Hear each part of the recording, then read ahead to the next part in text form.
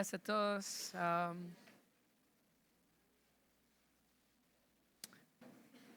Hemos cantado al Señor, hemos orado.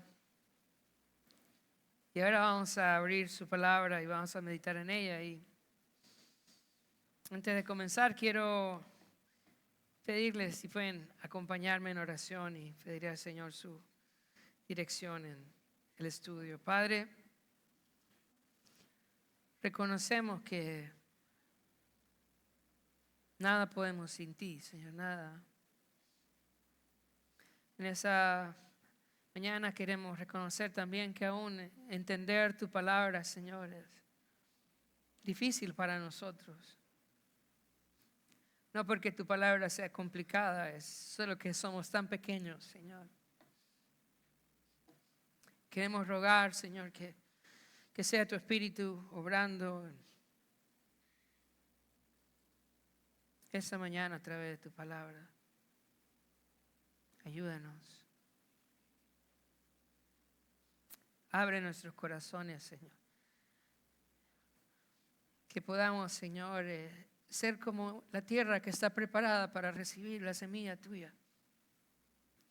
Que no resistamos su palabra, sino más con corazones abiertos podamos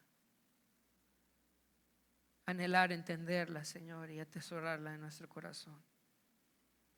Te pido sabiduría, Señor, para poder desarrollar este pasaje, Señor, que me des mucho amor y mucha humildad y que me guíes en las palabras, Señor, que tengo que decir.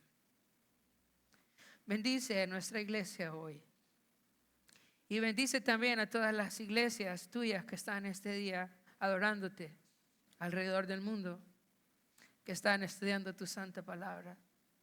Bendice a tu iglesia hoy, Señor. Gracias.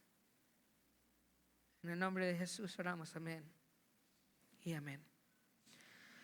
El día de hoy vamos a estudiar Éxodo 24 y Éxodo 24 es un pasaje muy importante en el libro de Éxodo porque ratifica el pacto sinaítico. Podríamos decir que desde el capítulo 19 al capítulo 24 hay una unidad de pensamiento. Todo este evento comienza desde el capítulo 19 y ese sería el contexto en el cual se da el pacto sinaítico.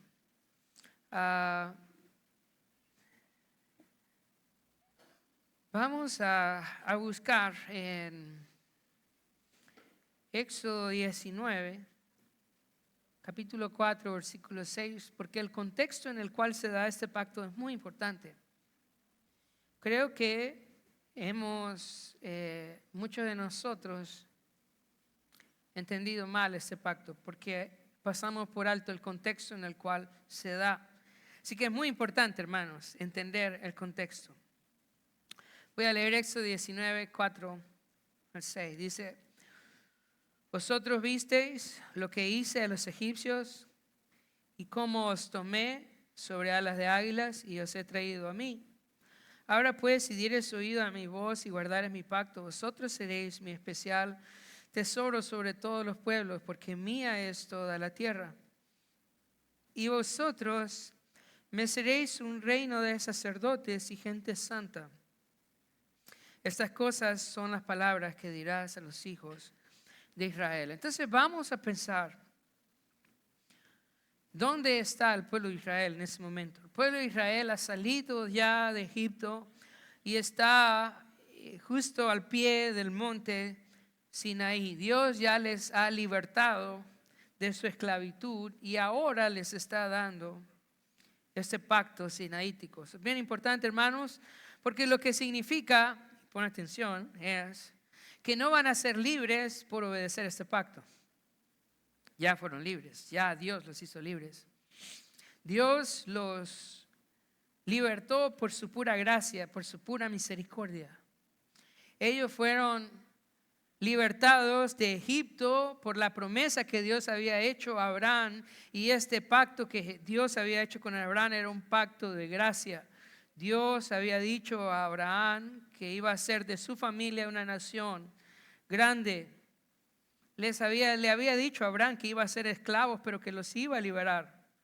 Dios había cumplido su pacto con Abraham. Así que este pacto sinaítico no es para que su pueblo sea libertado de la esclavitud. Este pacto sinaítico se le da a un pueblo que ya fue libertado de la esclavitud. Ese es el contexto del pacto sinaítico. Ahora que ya han sido libertados por la gracia de Dios, entonces Dios les da otro pacto, que es el pacto sinaítico. ¿Y cuál es el propósito de ese pacto? Es que ahora que son una nación libertada de su esclavitud, pueden ser una nación santa, que reflejen la gloria de Dios, que sean una luz entre los demás pueblos, que puedan reflejar la santidad de Dios, y por eso les da ese nuevo pacto, Ahora, quiero que lo puedas anotar por ahí en tu boletín. Primera de Pedro 2:9 al 10. Solo quiero que puedas notar la forma en cómo Pedro le escribe a la iglesia en el nuevo pacto. Dice Primera de Pedro 2:9 al 10: mas vosotros sois linaje escogido, real sacerdocio, nación santa, pueblo adquirido por Dios, para anunciar las virtudes de aquel que os llamó de las tinieblas a su luz admirable. Vosotros que en otro tiempo no erais pueblo, pero ahora sois pueblo de Dios, que en otro tiempo no habíais alcanzado misericordia, pero ahora habéis alcanzado misericordia. Dios tenía la misma meta que en el pacto sinaítico para el nuevo pacto en la iglesia. ¿Cuál era esa meta? La meta es que su iglesia, al igual que el pueblo de Dios, sea un pueblo santo para Él, sea un pueblo santo para Él. Ahora, antes de entrar en el texto, me gustaría también que pensáramos en el significado de los pactos. ¿Qué significan los pactos y por qué son importantes? Y para mí una causa de sorpresa es ver que poco sabemos de los pactos, qué poco tiempo le prestamos a meditar en los pactos. ¿Qué es un pacto? El pacto es una alianza que hay entre dos personas o dos grupos de personas, donde se establecen en esa alianza cuáles van a ser las condiciones de una relación, ¿verdad? Y donde dos grupos vienen a unirse, a ser uno. Entonces, en el plan de la redención, Dios ha hecho diferentes pactos con la humanidad. Y vamos a pensar un poco en eso. Yo sé, hermanos, de pronto eso no es emocionante, pero es importante, ¿ok? Y la enseñanza bíblica no se trata de emocionarnos, se trata de edificarnos. Así que no te duermas, ¿ok? Pon atención, pon atención. Cuando el hombre cayó en Génesis capítulo 3, Dios hizo una promesa que un día iba a enviar Él a un Salvador, que iba a vencer a Satanás y que iba a redimir al hombre. Dios hizo esa promesa en Génesis capítulo 3 y sabes, el resto de la Biblia se trata del cumplimiento de esa promesa. Todo lo que nosotros vemos después tiene que ver con Génesis 3, en donde Dios hace esa promesa de esta simiente que iba a vencer a Satanás y que iba a salvar a la humanidad. Ahora, el cumplimiento de esta promesa, Dios lo ha hecho a través de pactos. Pactos con personas, pactos con una nación que es la nación de Israel, y un nuevo pacto. Pero todo gira alrededor de esta promesa de Dios de redimir al hombre. ¿Ok? Entonces, Dios hace un pacto con Abraham, ¿verdad? Y le promete una simiente que iba a bendecir a todas las naciones de la tierra. Le promete una descendencia y le promete una tierra. Y sabemos que en un cumplimiento cercano esa descendencia es el pueblo de Israel. y luego esta tierra que le promete es la tierra de Canaán, ¿ok? Vemos luego en el libro de Éxodo que Dios cumple esa promesa y Dios hace de esta familia una nación, ¿verdad? ¿Para qué? Para conquistar esa tierra, la tierra de Canaán. Y ahora establece un nuevo pacto, que es el pacto sinaítico, que es el que vamos a estudiar esta mañana. Pero estos pactos no están desconectados unos con los otros. No, tienen continuidad, tienen elementos de continuidad. Es el desarrollo de la salvación. Dios tratando con la familia de Abraham y ahora Dios tratando con la familia, con la nación de Israel. Ahora, después de este pacto con Israel, hay otros pactos menores, como el pacto con David, ¿verdad? Y de pronto otros pactos que se ven en el Antiguo Testamento, pero estos no son contrarios, sino que solo van sumando al cumplimiento de esta promesa que nos lleva al nuevo pacto. Y el nuevo pacto ya no es con la familia de Abraham solamente o con la nación de Israel. El nuevo pacto tiene que ver con la salvación de todas las naciones por medio del sacrificio de Jesucristo. ¿Ok? Este es el nuevo pacto. De esta nación de Israel, ¿verdad?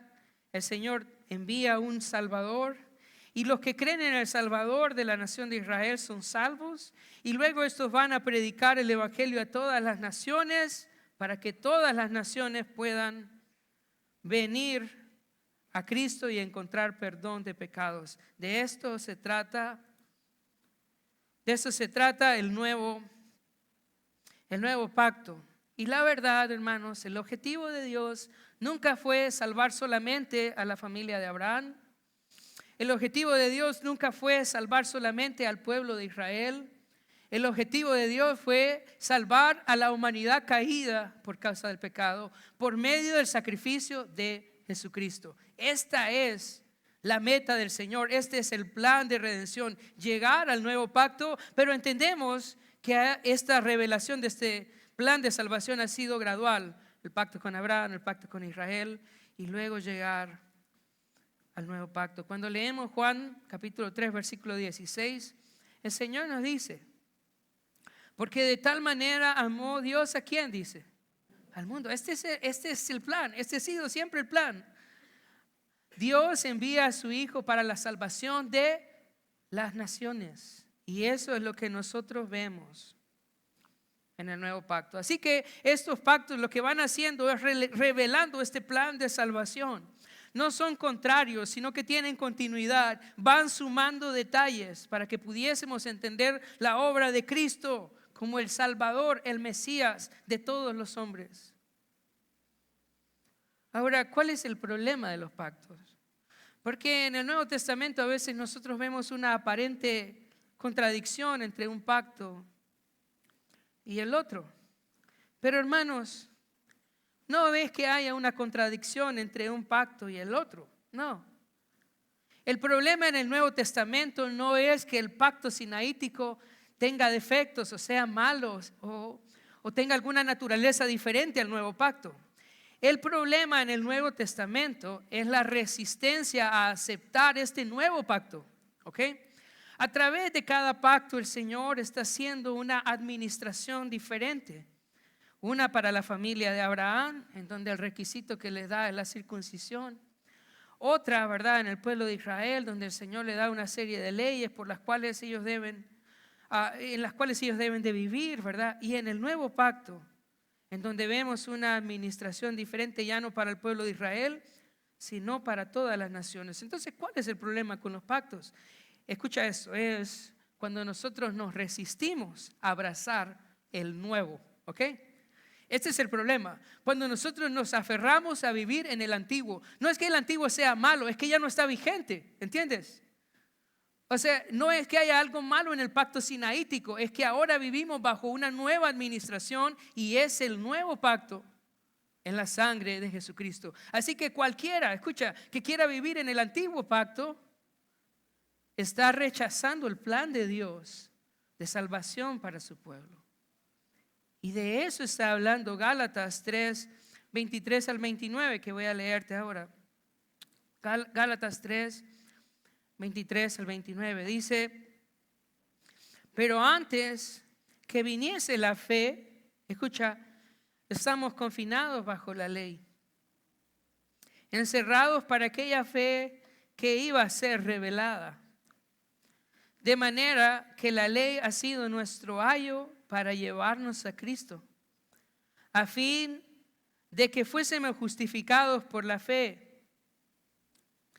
Pero venida la fe, ya no estamos bajo el ayo, pues todos sois hijos de Dios por la fe en Cristo Jesús. Versículo 27, escucha: porque todos los que habéis sido bautizados en Cristo, de Cristo estáis revestidos.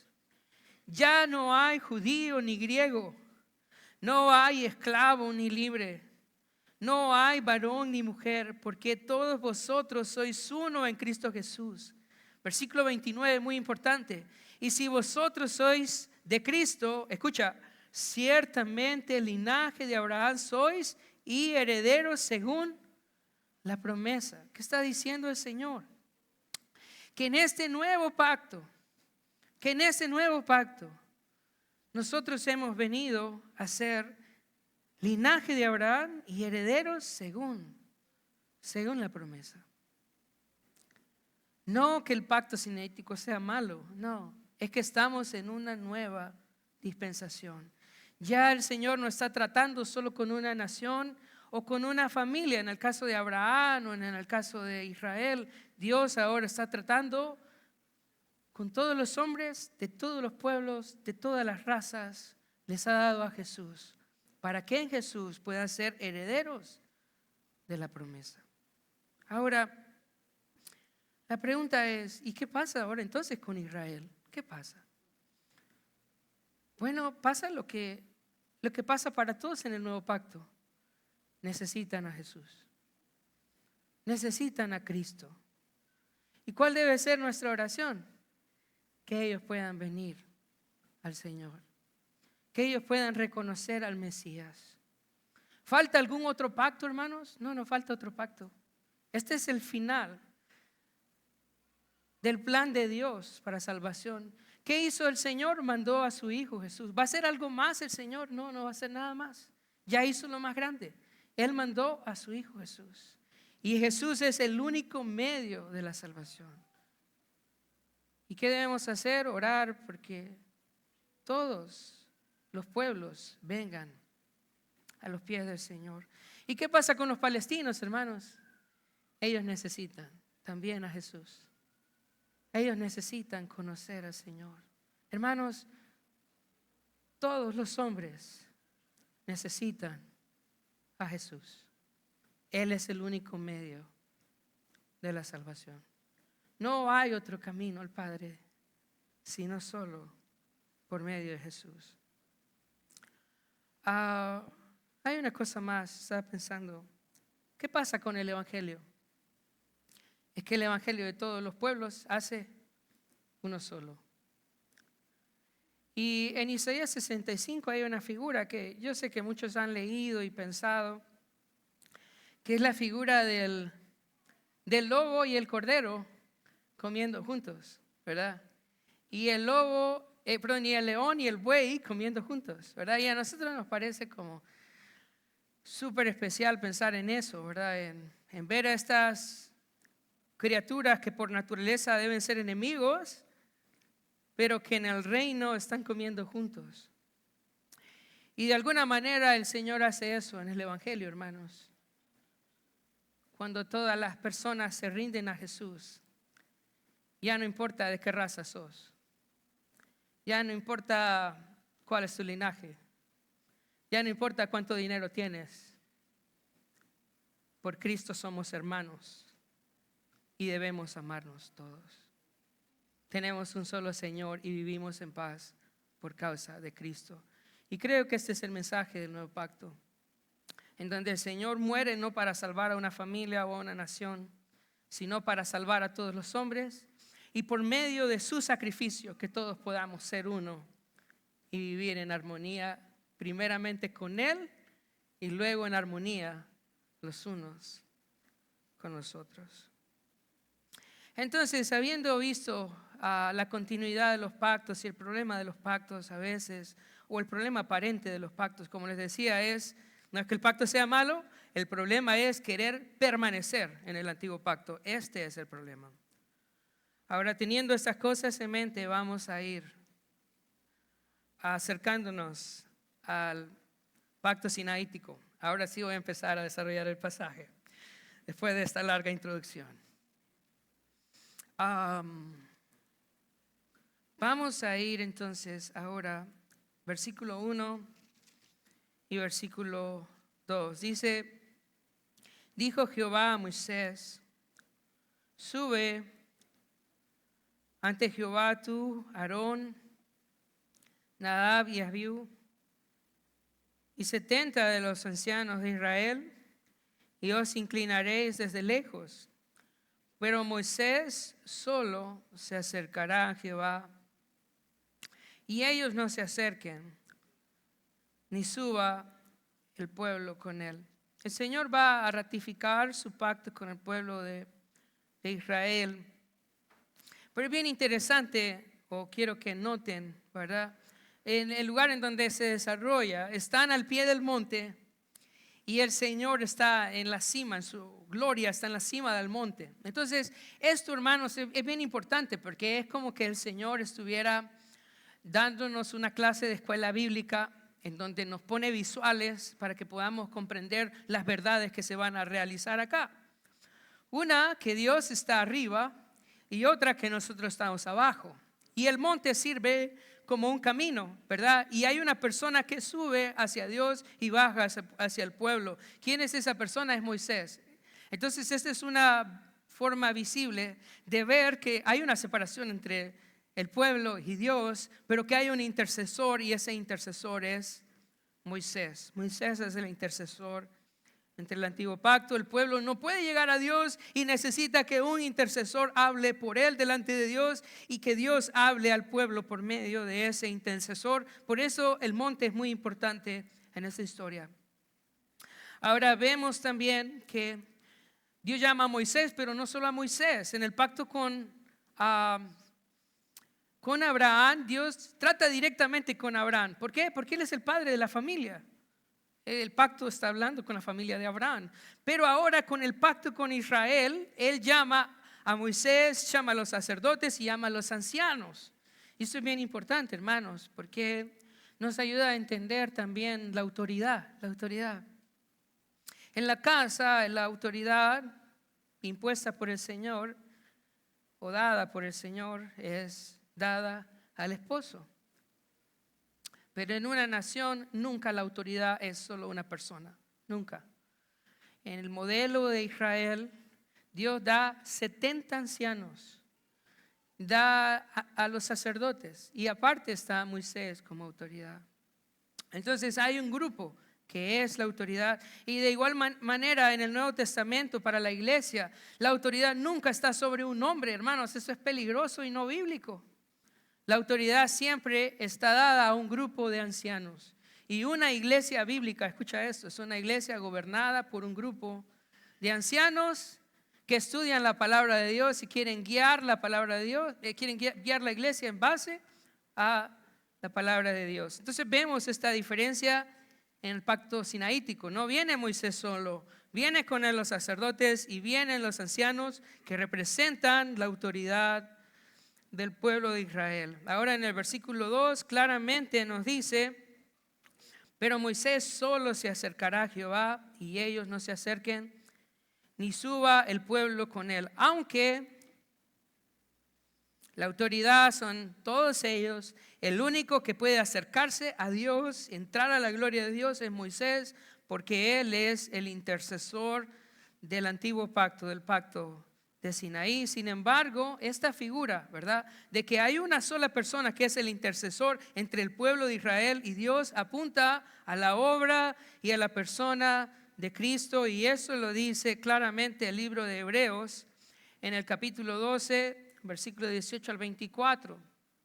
Este papel que tiene Moisés, en donde la gente tenía que oír a Moisés y creer lo que Moisés decía para poder tener una relación con Dios o entender lo que Dios estaba manifestando, apunta a un intercesor mayor que es nuestro Señor Jesucristo. Voy a leer Hebreos 12, 18 al 24. Porque no os habéis acercado al monte que se podía palpar y que ardía en fuego, a la oscuridad, a las tinieblas y a la tempestad, al sonido de la trompeta y a la voz que hablaba, la cual los que la oyeron rogaron que no se les hablase más, porque no podían soportar lo que se les ordenaba. Si aún una bestia tocara el monte, será apedreada o pasada por dardo. Y tan terrible era lo que se veía que Moisés dijo: estoy espantado y temblando. Sino que os habéis acercado al monte de Sión, a la ciudad del Dios vivo, a Jerusalén, la celestial, a la compañía de muchos millares de ángeles y a la congregación de los primogénitos que estaban escritos en los cielos, a Dios el juez de todos los espíritus de los justos, hechos perfectos, versículo 24, a Jesús, escucha eso, el mediador del nuevo pacto, y a la sangre rociada que habla mejor que la de Abel. Este pasaje, versículo 24, quiero que lo guardes porque nos va a servir después en el desarrollo. Jesús, dos cosas, Jesús es dos cosas. Es el mediador del nuevo pacto. Cumple ese papel que hacía Moisés de ir a Dios y traer de Dios el mensaje para el pueblo, pero del nuevo pacto y en un sentido muchísimo mayor. Pero no solamente eso, versículo 24, a Jesús el mediador del nuevo pacto, escucha eso, y la sangre rociada que habla mejor que la de Abel. Ya vamos a hablar acerca de la sangre rociada más adelante en el desarrollo del texto. Entonces vemos que el pueblo tenía que oír a Moisés. Y rechazar a Moisés en el antiguo pacto era rechazar al Señor. No había forma. Él era el mediador. Vemos que apunta a la obra de Jesucristo en el nuevo pacto. Él es el único mediador en el nuevo pacto. No hay otro que pueda llevarnos al Padre. Solo Jesús. Solo Jesús. Bueno, habiendo pensado ya entonces en esos dos versículos, vamos a ir a la siguiente parte, que es la ratificación del pacto, del 3 al 11. Del versículo 3 al versículo 11, voy a leerlo. Y Moisés vino y contó al pueblo todas las palabras de Jehová y todas las leyes, y todo el pueblo respondió a una voz y dijo: haremos todas las palabras que Jehová ha dicho. Y Moisés escribió todas las palabras de Jehová, y levantándose de mañana, edificó un altar al pie del monte y 12 columnas, según las 12 tribus de Israel. Y envió jóvenes de los hijos de Israel, los cuales ofrecieron holocaustos y becerros como sacrificios de paz a Jehová. Y Moisés tomó la mitad de la sangre y la puso en tazones y esparció la otra mitad de la sangre sobre el altar. Y tomó el libro del pacto y lo leyó a oídos del pueblo, el cual dijo: haremos todas las cosas que Jehová ha dicho y obedeceremos.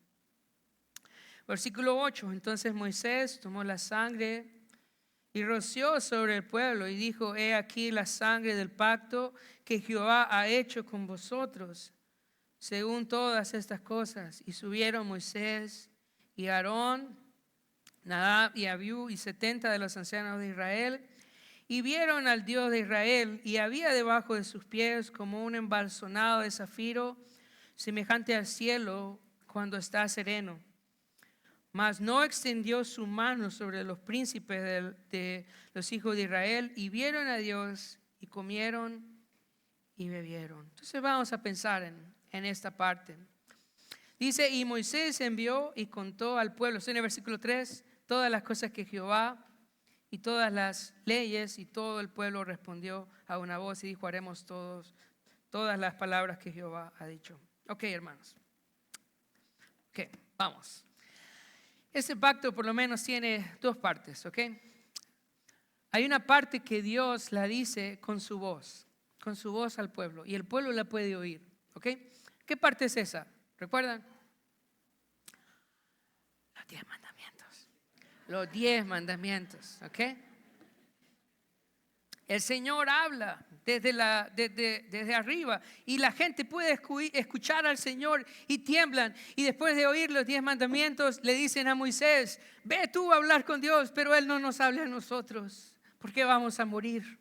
Así que va Moisés y habla con el Señor y el Señor le da lo que nosotros leemos, ¿verdad? En el capítulo 21, en el capítulo 22, el capítulo 23. Todas estas son cosas que Dios habló directamente con Moisés, ¿ok? Entonces Moisés baja y en el versículo 3 le dice al pueblo todas estas cosas que hemos estado estudiando, lo que Dios le había dicho allá en su presencia. Y entonces el pueblo dice a una voz, haremos todas las palabras que Jehová ha dicho. Ahora, yo quiero que lo pienses. ¿Qué opción tenían?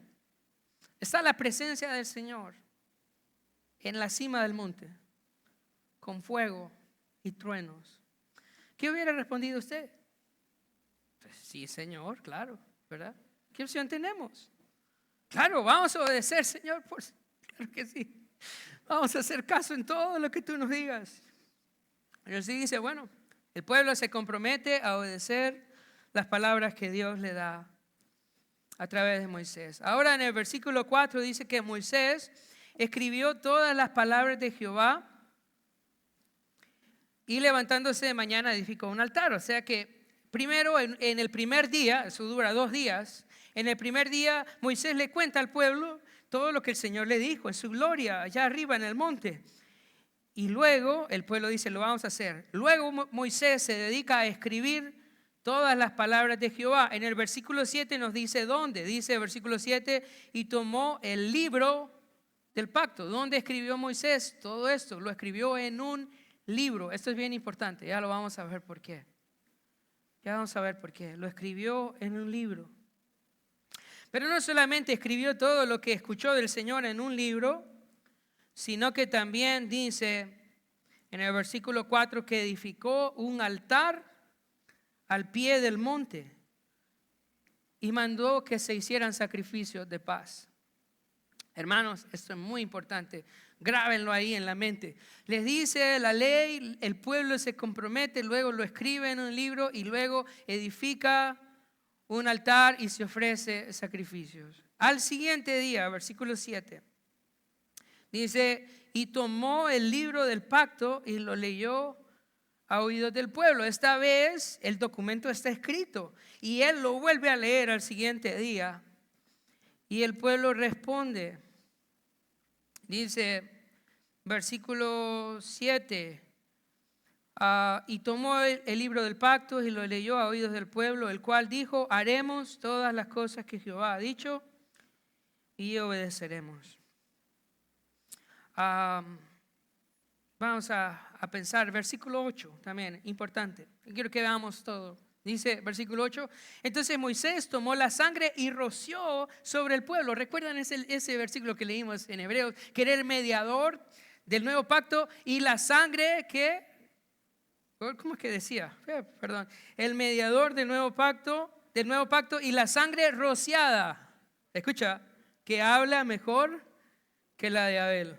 La sangre rociada. Versículo 8, ¿qué hace entonces? Dice, versículo 8, entonces Moisés tomó la sangre y roció sobre el pueblo y dijo, he aquí la sangre del pacto que Jehová ha hecho con vosotros sobre todas estas cosas. Ok, pregunta. ¿Por qué el pueblo de Israel entra a la tierra prometida? Quiero dar las opciones. Entra por su obediencia a la ley del Señor o entra por la fidelidad de Dios en su pacto. ¿Cuántos días se tardó Israel en violar completamente el pacto? En olvidar completamente el pacto. ¿Cuántos días se tardó? 40, ¿verdad? Subió Moisés, estuvo 40 días y el Señor le dijo, hermano, tienes que bajar, porque allá abajo hay un molote. ¿verdad? ¿Entró Israel porque obedeció el pacto? No. Entró Israel porque Dios es fiel a sus promesas. Y esta fidelidad se ve manifestada en el sacrificio, en la sangre rociada sobre el pueblo. Hermanos, ¿por qué entramos nosotros al cielo? Dígame usted, ¿entramos por nuestra obediencia a los mandatos del Señor o entramos por la sangre que ha sido rociada sobre nosotros? Es por la sangre de Cristo. Es por la sangre de Cristo. Es su sangre, es su sacrificio lo que santifica al pueblo y es su sacrificio lo que une al pueblo con Dios. Es el sacrificio. Esa sangre que fue rociada sobre el pueblo apunta a la obra de Cristo Jesús en la cruz. Y eso lo dice claramente el libro de Hebreos, capítulo 9, versículo 18, donde toma Éxodo 24 y lo lleva al sacrificio de Cristo. Vamos a leer Hebreos capítulo 9, versículo 18 al versículo 28. Escucha eso, dice: de donde ni aún el primer pacto fue instituido sin sangre. Porque habiendo anunciado a Moisés todos los mandamientos de la ley a todo el pueblo, tomó la sangre de los becerros y de los machos cabríos en agua, lana, escarlata e hisopo, y roció el mismo libro. Y también a todo el pueblo diciendo: esta es la sangre del pacto que Dios ha mandado. Y además de esto roció también con la sangre el tabernáculo y todos los vasos del ministerio.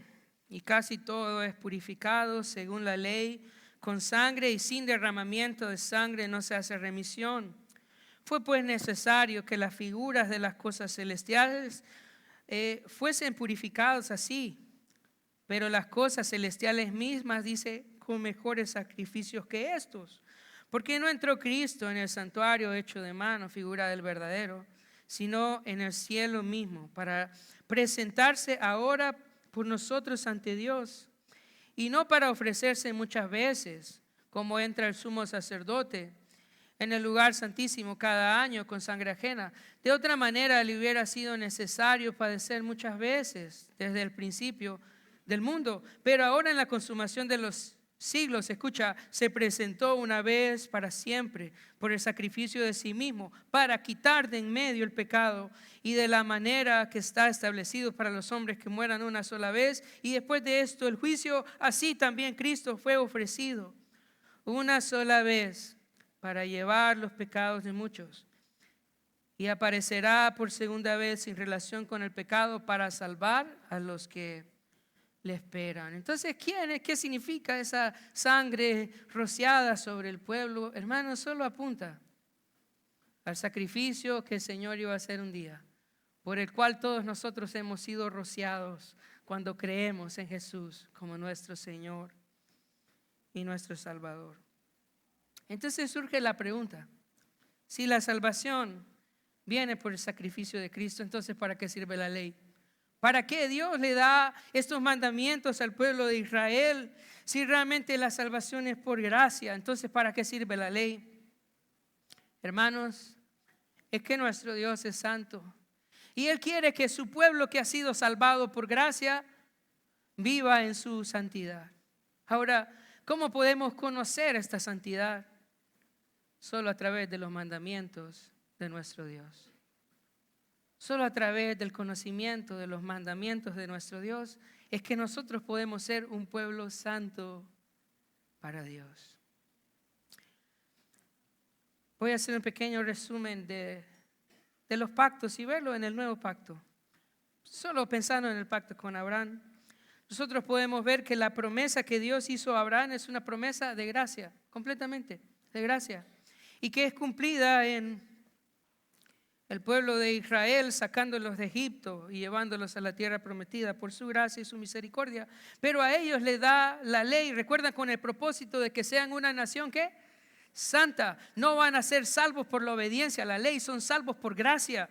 Hermanos, el Señor no es una persona que cambia de pensamiento y dice, aquí voy a hacer los que sean salvos por obras y aquí por gracia. No, el plan de salvación es el mismo. La salvación desde el principio de los tiempos ha sido por gracia. En el cielo no vas a encontrar a ninguno jamás que ha sido salvo por obras, jamás. Siempre la salvación ha sido un regalo por la gracia de Dios. Entonces Dios le da a Abraham una promesa de la salvación por gracia.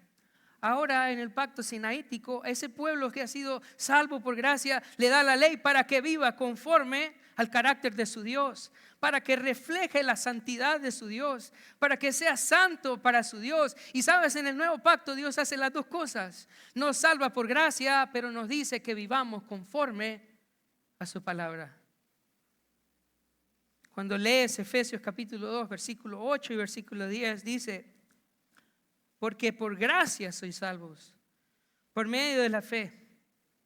Y esto no de vosotros, pues es don de Dios, no por obras para que nadie se gloríe, porque somos hechura suya, creadas en Cristo Jesús. Escucha, para buenas obras. No somos salvos por nuestras buenas obras, pero somos salvos para buenas obras. Y en Romanos capítulo 12, versículo 1 y 2, claramente el Señor dice: así que hermanos, os ruego por las misericordias de Dios, que presentéis vuestros cuerpos en sacrificio vivo, santo, agradable a Dios, que es vuestro culto racional. No os conforméis a este siglo, sino transformaos por medio de la renovación de vuestro entendimiento, para que comprobéis cuál sea la buena voluntad de Dios, agradable y perfecta. Entonces, ¿qué está diciéndote Dios? Dios está diciéndote, escucha, por la misericordia recibida del Señor, ya que Él te ha salvado sin mérito, ya que Él te ha salvado sin tener ninguna razón en vos para salvarte. Has recibido esta salvación por la pura gracia y misericordia de Dios. ¿Qué debes hacer ahora? Presentar tu cuerpo en sacrificio vivo, santo, agradable a Dios, y renovar tu mente con la palabra de Dios para vivir conforme a la palabra. Hermanos, la obediencia, escucha eso, la obediencia no te salva, pero la gracia siempre te lleva a la obediencia. Y si por la gracia de Dios has sido perdonado, ¿qué debes hacer? Obedecer los mandamientos del Señor. Y de eso habla ese pacto. Entonces, una vez que les leyeron la ley, que rociaron la sangre, hay una parte más que nos cuenta la historia. En el versículo 9, en el versículo 10, dice: y subieron Moisés y Aarón y Nadab y Abiú y 70 de los ancianos de Israel. Versículo 10 dice: y vieron al Dios de Israel, y había debajo de sus pies como un embalsonado de zafiro, semejante al cielo cuando está sereno. Versículo 11: mas no extendió su mano sobre los príncipes de los hijos de Israel, y vieron a Dios y comieron y bebieron. Vamos a pensar en esa parte bien importante. Entonces se les lee el libro del pacto, el libro de la ley, y ellos se comprometen a obedecer. Y luego Moisés viene y rocía sangre sobre ellos, y luego el Señor los invita a venir. ¿Ok? Ellos reciben el pacto de parte del Señor, y ellos se comprometen, y el Señor los llama. ¿Para qué? Para que tengan comunión con Él. En el versículo 10 dice que vieron al Señor. Y luego nos describe, ¿verdad? ¿Qué vieron? ¿Qué vieron? ¿Qué vieron? Qué interesante. Vieron al Señor, ¿qué vieron? Dice el versículo 10, vieron sus pies. ¿Qué les parece? Y eso solo nos habla de la grandeza, hermano, de la grandeza de nuestro Dios. Es que a nosotros nos parece que podemos ir y le vamos a decir hola, sí, hey papi.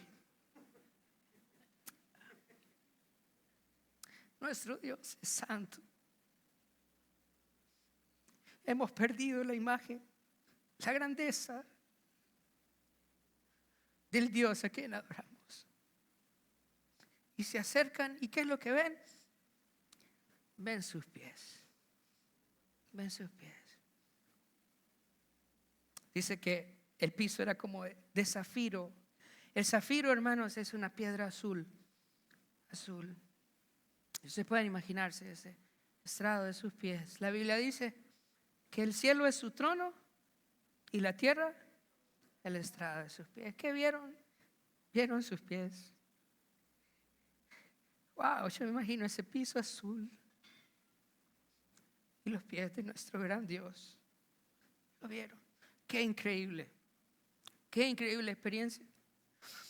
Y en el versículo 11 dice: mas no extendió su mano sobre los príncipes de los hijos de Israel. ¿Qué significa que no extendió su mano? Hermanos, es que nadie puede ver a Dios y vivir.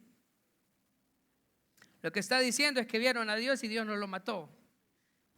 Y Dios no los mató, ¿por qué? Porque Él había hecho una alianza con ellos. Los había salvado por el sacrificio y les había dado su ley para que vivieran conforme a su ley. Y entonces dice: mas no extendió su mano sobre los príncipes de los hijos de Israel. Dice: y vieron a Dios, dice, y comieron y bebieron. Hermanos, esto es muy importante, esta parte. Y comieron y bebieron. Esto significa que tenían comunión con Dios. Dios había establecido su pacto, ellos lo habían aceptado también, se habían comprometido y ahora estaban comiendo con el Señor. Comiendo con el Señor, y eso, no sé, pero debe recordarnos al nuevo pacto también. El Señor estableció que en memoria de su sacrificio, en memoria de este nuevo pacto en su sangre, la iglesia celebrara también la Santa Cena. Y cuando nosotros nos reunimos a celebrar la Santa Cena, estamos recordando ese nuevo pacto en la sangre del Señor en que vivimos ahora, la administración en la cual nosotros vivimos ahora, una nueva administración, ¿verdad? En donde comemos juntos con el Señor y nos acercamos a su mesa y tenemos comunión con Él. Y tenemos comunión con Él. Y yo creo que, hermanos, esto de la comida no termina. La verdad es que la Biblia habla de un día donde vamos a comer con el Señor. En la consumación de los tiempos. Hermanos, en un banquete donde no va a haber fin, no hay fin. Vamos a comer con Él. Siempre en su mesa.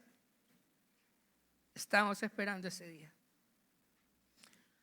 Y el Señor dice que en aquel día dice, va a estar Abraham, pero que van a venir muchos del oriente y del occidente. Porque en ese nuevo pacto, esa cena no es solamente para un pueblo, sino para todos aquellos que hemos puesto nuestra fe en el Señor Jesucristo.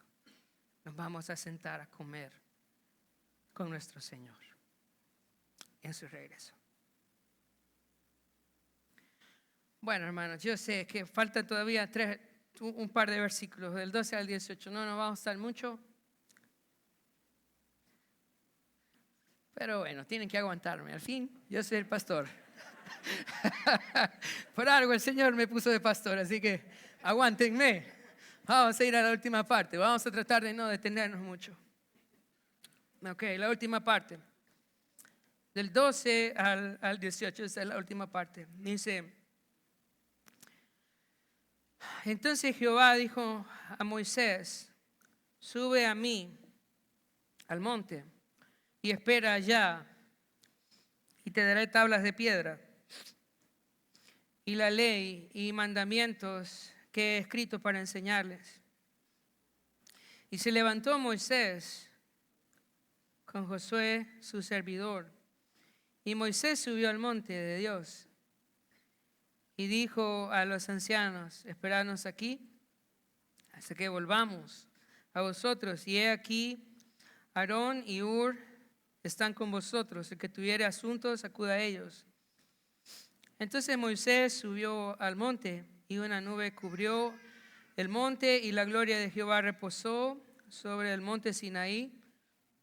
Y la nube lo cubrió por 6 días, y el séptimo día llamó a Moisés del medio de la nube.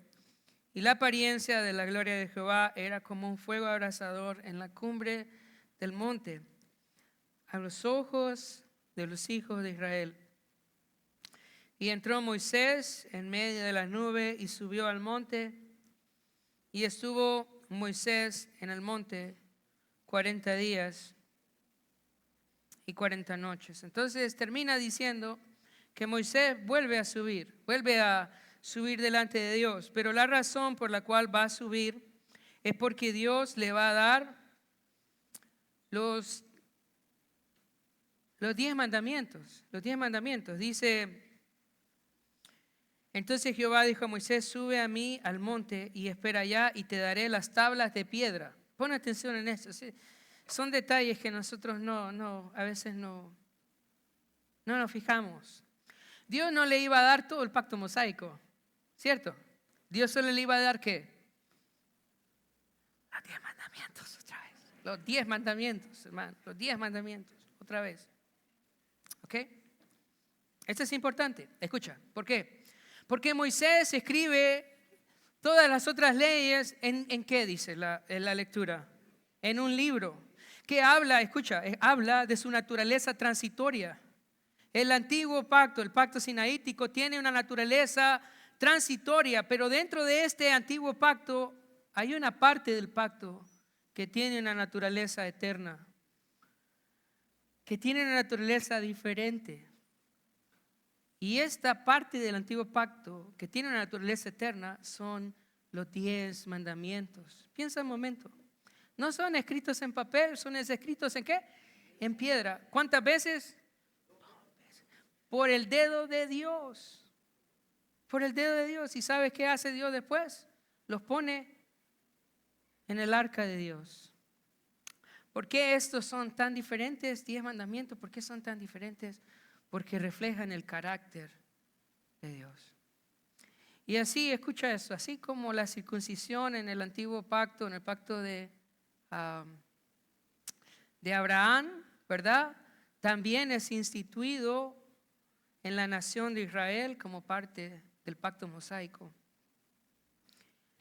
Los 10 mandamientos en el nuevo pacto también son enseñados por nuestro Señor Jesucristo y enseñados por los apóstoles a lo largo del Nuevo Testamento. Y vamos a hablar un poquito de eso, solo un poquito, pero antes de que Dios le da los 10 mandamientos, dice Moisés: voy a ir, ahí queda Aarón y ahí queda Hur, entiéndanse con ellos, y ustedes ya saben qué desastre hizo Aarón y Hur después. Y Moisés entró en la gloria de Dios. ¿Qué importancia tienen los 10 mandamientos para nosotros ahora en el nuevo pacto? Por un lado, nos muestra la pecaminosidad del hombre. A través de los 10 mandamientos nosotros podemos ayudarle a las personas a entender que necesitan un Salvador. Hay muchas personas que se creen buenas, pero a través de los 10 mandamientos ellos pueden entender que no son buenos. Marcos capítulo 10, del 17 al 22 dice: al salir él para seguir su camino, vino uno corriendo, hincada la rodilla delante de él, le preguntó: Maestro bueno, ¿qué haré para heredar la vida eterna? Jesús le dijo: ¿por qué me llamas bueno? Y esto es importante, este es el tema, ¿ok? Lo que está diciendo Jesús es: ¿entendés vos qué es ser bueno? ¿Vos sabés qué significa eso? Entonces le dice: ninguno hay bueno, sino solo uno, Dios. Y luego dice: los mandamientos sabes: no adulteres, no mates, no hurtes, no digas falso testimonio, no defraudes, honra a tu padre y a tu madre. Él entonces respondiendo le dijo: Maestro, todo esto lo he guardado desde mi juventud. Versículo 21. Entonces Jesús, mirándole, le amó y le dijo: una cosa te falta. Anda, vende todo lo que tienes y dale a los pobres, y tendrás tesoro en el cielo. Y ven y sígueme tomando tu cruz. Pero él, afligido por esa palabra, se fue triste porque tenía muchas posesiones. Hermanos, a través de los 10 mandamientos el Señor le quería mostrar al joven rico que no era bueno, que él era malo, y que no estaba cumpliendo los mandamientos. Ahora, pon atención. Cuando el Señor le dice al joven rico, vende todo lo que tienes y dalo a los pobres, ¿qué mandamiento le estaba recitando al joven rico? Piensan ustedes. El primer mandamiento: no tendrás dioses ajenos delante de mí. Solo le está, creo que te hace falta cumplir el primer mandamiento.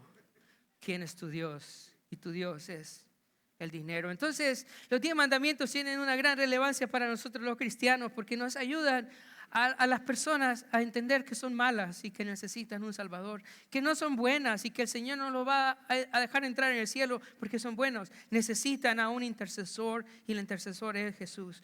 Pero por otro lado, también los 10 mandamientos son una evidencia que nosotros hemos sido salvados. Escucha. La práctica, la obediencia nuestra a los 10 mandamientos muestra que nosotros hemos conocido a Dios y que somos el pueblo de Dios. Voy a leer 1 Juan capítulo 2, versículo 3 a versículo 6. 1 Juan capítulo 2, del 3 al 6 dice: y en esto sabemos que nosotros le conocemos si guardamos sus mandamientos. El que dice yo le conozco y no guarda sus mandamientos, el tal es mentiroso y la verdad no está en él. Pero el que guarda su palabra, en este verdaderamente el amor de Dios se ha perfeccionado. Por esto sabemos que estamos en él. El que dice que permanece en él debe andar como él anduvo. Entonces, hermanos, los mandamientos no nos salvan, pero sí son una evidencia de que eres salvo. Escucha. En esto sabemos que nosotros le conocemos si guardamos sus mandamientos. ¿Cuál es la evidencia en tu vida que de verdad te has arrepentido? ¿Cuál es la evidencia en tu vida que de verdad Cristo es tu Señor y tu Salvador? Es un anhelo de obedecer los mandamientos del Señor. Pregunta, hermanos, piensa. ¿El cristiano puede tener dioses ajenos? ¿Puede tomar el nombre del Señor en vano? ¿Puede no guardar el día del Señor? ¿Puede ser malcriado con sus padres? ¿Puede matar a las otras personas y no estimar la vida? ¿Podemos hacer eso nosotros como cristianos? Y la respuesta es no. ¿Cuál es la evidencia de que nosotros hemos conocido a Cristo? Que queremos guardar los mandamientos del Señor. Y si en tu corazón, escucha eso, no hay un anhelo de guardar los mandamientos del Señor, de pronto necesitas nacer de nuevo. Porque la evidencia de haber conocido a Cristo como Señor y Salvador de mi vida es un anhelo de poder guardar sus mandamientos. Para terminar, hoy sí ya termino. Vamos con las conclusiones. Gracias por la paciencia, hermanos. Yo siento que este tema me emociona más a mí que a ustedes, pero gracias por escuchar y que el Señor les dé entendimiento en todo. Escucha, el intercesor del antiguo pacto fue Moisés. Él se apunta a Jesús. Escucha, en el nuevo pacto vemos que Jesús es el único intercesor entre Dios y los hombres. Y te voy a decir algo con mucho amor y de verdad, con amor y con humildad. Con amor y con humildad. Ninguna otra persona puede interceder por ustedes ante Dios. Ninguna otra. No hay otra persona. El único intercesor es Jesús. Escucha. Ni el pastor, ni la iglesia, y te lo digo con amor también, ni la Virgen María, ni los santos. Solo hay una persona que te puede llevar a Jesús, al Padre, y ese es Jesús. Él es el único intercesor entre Dios y los hombres. Se lo digo con todo amor y con toda humildad, de verdad. No hay otra forma que pueda llegar a Dios sino solo por medio de nuestro Señor Jesucristo. Él es el único intercesor. Segunda conclusión, hermanos, los pactos divinos no entran en contradicción. Al contrario, sirven como puentes para entender el plan general de redención. La promesa que Dios le hizo a Abraham no está en contradicción con el pacto sinaítico, tampoco está en contradicción con el nuevo pacto. Todos estos solo son puentes que nos ayudan a entender el plan general de redención. Y por último, recuerda Los mandamientos no nos salvan. No somos salvos por guardar los mandamientos. Solo el sacrificio expiatorio de Cristo nos salva. Sin embargo, todo aquel que ha sido salvo debe obedecer los mandamientos del Señor. Si realmente has entregado tu vida a Jesús, has nacido de nuevo, entonces tu vida debe reflejar esa obediencia a los mandamientos del Señor. Jesús dijo, si me amáis, ¿qué? ¿Cuáles mandamientos? Piénsalo. ¿Cuáles mandamientos? Vamos a orar. Padre, te damos gracias por tu santa palabra. Reconozco que somos pequeños, Señor. Reconozco que somos limitados, que tus planes son maravillosos, Señor. Gracias por haber enviado a Jesús. Él es nuestro mediador del nuevo pacto. Gracias por su muerte en la cruz. Gracias por habernos rociado con tu sangre, Señor. Somos salvos por tu gracia. Y ahora que hemos sido salvados por tu gracia, Señor, ayúdanos a vivir por tu palabra. Ayúdanos a ser obedientes a tu palabra. Que nosotros, Señor, amemos tu palabra. Que nosotros querramos ponerla en práctica, Padre. Y oramos por todos aquellos que todavía no conocen a Jesús. Oramos por todos aquellos que están en oscuridad. Que tu luz, Señor, llegue a ellos. Que ellos puedan ver en nosotros ese real sacerdocio, esa nación santa. Que puedan ver en tu iglesia, Señor, tu luz. Ayúdanos a hacer ese trabajo de evangelismo que debemos hacer en esta ciudad. Oramos por Honduras, Señor. Oramos por nuestros presidentes. Oramos por nuestros políticos. Oramos por los empresarios. Oramos por todo el pueblo, los que están en eminencia, Señor. Que puedan venir al conocimiento tuyo, Señor. Que tengas misericordia de esta nación. Ten misericordia de Honduras. Ayúdanos como iglesia a ser de buen testimonio, Señor. Que nos conozcan como gente santa, como gente recta, Señor. Ayúdanos, Señor, a reflejar tu carácter y tu gloria en esta ciudad que te necesita tanto, Señor. Oramos también por arrepentimiento para esta nación. Queremos lluvia, Señor, pero tú quieres arrepentimiento. Trae arrepentimiento a este pueblo. Ayúdanos a predicar tu palabra, Señor, a no quedarnos callados. Este mensaje, estas buenas nuevas de salvación. Gracias por tu santa palabra. En el nombre de Jesús oramos. Amén y amén.